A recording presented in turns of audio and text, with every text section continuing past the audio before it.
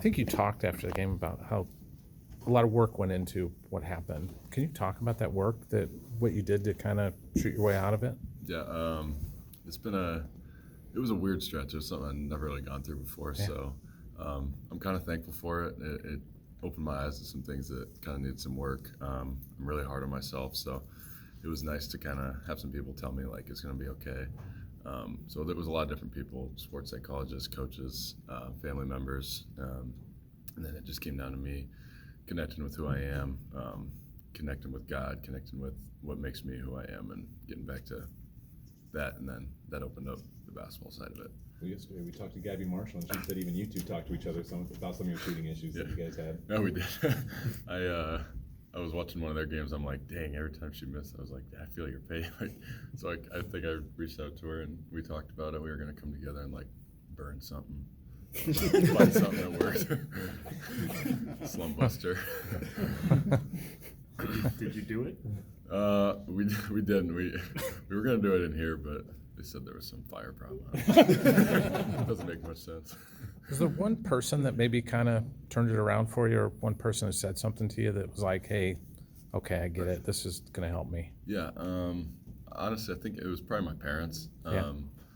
I was talking to them on the phone like every night, talking to my brother, stuff like that, and they kind of told me they still love me, which is nice to hear. But it was just really good because, I mean, they were college athletes. They've been through it. So they had all the right words. They kept encouraging me. They knew it was going to break. It seemingly always does when you just keep doing what you're doing. So I think your grandpa helped you a lot too. Did he help you through this too? Absolutely, yeah. Because he's kind of your shot doctor, right? I throw him in there with my parents because I talk to him all the time too. Like there was a couple times during the season we'd have an off day. I'd go home and go back to the gyms I would grow up in, shoot with my dad and grandpa, and that was obviously a ton of fun and gets you back locked in. So did you have to make many changes technique-wise? Adam Holoska said he thought when you were really struggling that you had happy feet at times, that you were sort of getting too rushed. Did you see that too? I did, but I don't think that was a mechanical issue. That was kind of my brain being all spread Okay, up. that's kind of what he was I was wondering. pressing pretty bad, feeling like every shot had to go in, like the weight of the world was on my shoulders. So it was more of a mental battle than anything mechanical. Was the challenge not overthinking, or were you willing to listen to anybody and everybody? I was listening to a lot of different people, but the most of the battle was just personal, just a lot of internal thoughts that were kind of weighing on my shoulders every time I'd catch the ball in rhythm. So getting rid of those is still an ongoing battle, but it's starting to win it.